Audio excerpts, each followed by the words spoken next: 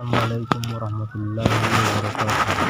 Perkenalkan, nama saya Wahyudi dari PES 2. Ya, teman-teman, kita akan menjelaskan latar belakang demokrasi terpimpin, tujuan, ciri-ciri, dan dampak-dampak. Demokrasi terpimpin merupakan reaksi terhadap demokrasi liberal atau parlementer, karena pada masa demokrasi parlementer kekuasaan presiden hanya terbatas sebagai kepala negara saja, sedangkan kekuasaan pemerintah dilaksanakan oleh partai. Pelaksanakan demokrasi terpimpin. Pelaksanakan demokrasi terpimpin di Indonesia dimulai dengan dikeluarkan dekret presiden pada tanggal 5 Juli 1959 oleh Presiden Soeharto. Dekret pada tanggal 5 Juli 1959 menandakan masa baru yang mana Indonesia meninggalkan demokrasi liberal berganti dengan demokrasi terpimpin. Demokrasi terpimpin diartikan sebagai demokrasi yang dipimpin oleh kebijakan dalam permusyawaratan dan perwakilan. Pada pelaksanaan, pengertian demokrasi terpimpin lebih cenderung kepada demokrasi yang dipimpin oleh presiden sebagai panglima besar revolusi. Latar belakang demokrasi terpimpin. 1. Munculnya banyak gerakan di daerah menurut integritas nasional. 2. Kabinet konstituante yang sering berganti menyebabkan pelaksanaan pemerintah tidak stabil. 3. Konstituante gagal menyusun UUD pengganti UUDS 1950. Diawali dari deklarasi Dr. Handus Haji Muhammad Hatta sebagai wakil presiden waktu itu, di mana deklarasi tersebut menganjurkan perlunya membentuk partai-partai yang tertanya mendapat sebuah luas, hingga pada waktu itu kurang lebih 10 partai telah lahir di Indonesia.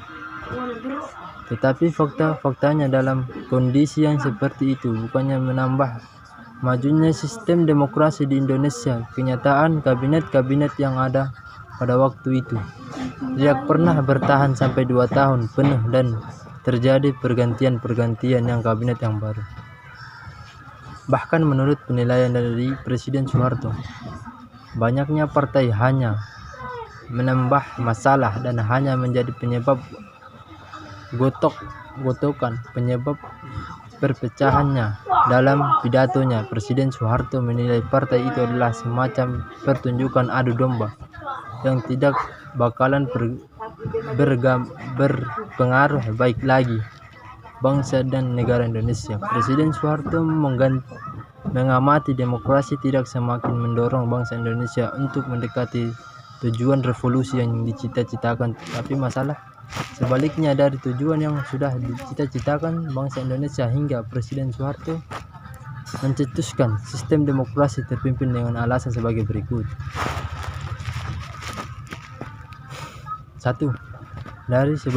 Dari segi keamanan nasional, kebanyakan gerakan separatis pada masa demokrasi liberal menyebab ketidakstabilan negara.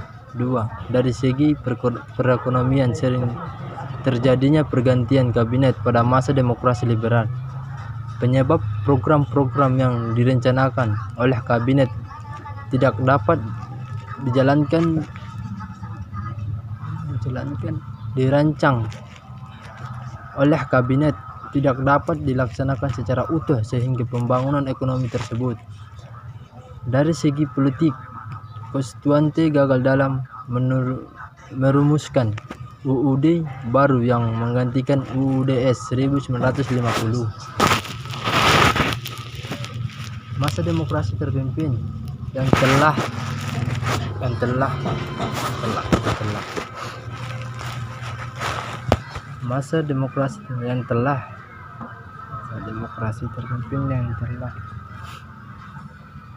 dicetuskan oleh Presiden Soeharto diawali dengan anjuran Soeharto agar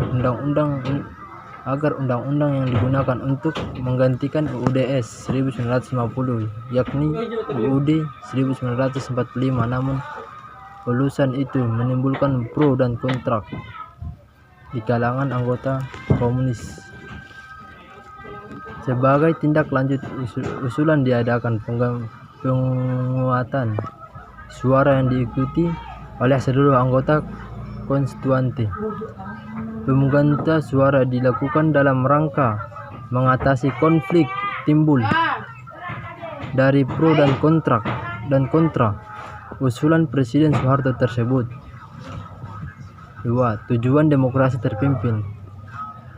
Mengembalikan politik negara yang tidak stabil sebagai warisan masa demokrasi parlementer atau liberal menjadi lebih stabil.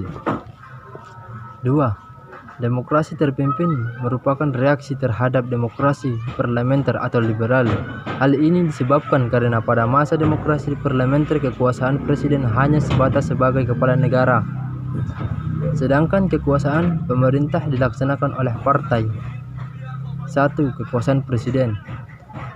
Dalam sistem demokrasi terpimpin mempercayai asas presiden, asas yang mengidapkan presiden sebagai pemilik kekuasaan tertinggi dengan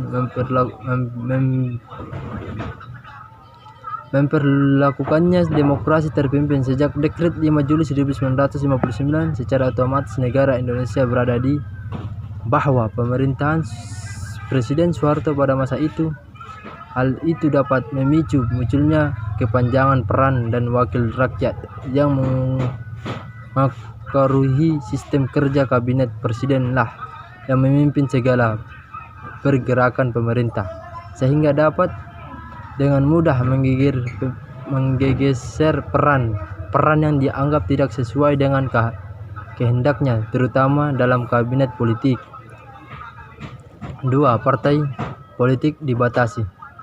Terpecahnya sistem partai politik bagi Indonesia pada masa demokrasi terpimpin mengakibatkan pecahnya peran partai politik waktu itu. Kehadiran partai politik bahkan tidak dilaksanakan untuk mengisi kedudukan di pemerintah, melainkan untuk menjadi pendukung dari segala kebijakan presiden.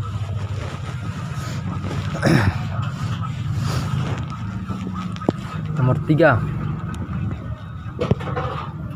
Peran militer semakin kuat. Perkembangan militer di Indonesia memanfaatkan sebagai bendung pertahanan yang sekalian menjadi difungsi peran yang pemerintah. Kekuasaan angkatan bersenjata pada masa ini sangat memiliki kekuasaan bersenjata yang tinggi. Bahkan lembaga pemerintah berada di bawah komando kemiliteran. Militer telah banyak terlibat dalam kekacauan politik demokrasi karena adanya defungsi. 4. Berkembangnya paham komunisme. Partai Komunis Indonesia mengalami pilihan kekuasaan pada masa demokrasi terpimpin karena adanya hubungan timbal balik antara Presiden Soeharto dengan Partai Komunis Komunis Indonesia PKI. Hubungan tersebut terjadi karena ketenaran Soeharto yang sedang naik dimanfaatkan oleh PKI sebagai daya tarik untuk memperoleh massa. 5. Demokrasi pihak pusat. Pelaksanaan demokrasi terpimpin juga mengalami penyimpangan dalam perkembangan sehingga menimbulkan gegesan situasi politik di Indonesia. Menyimpang tersebut antara lain: 1. Hak sebagai warga negara Indonesia tidak dianggap dan tidak ada jaminan yang kuat di dalamnya.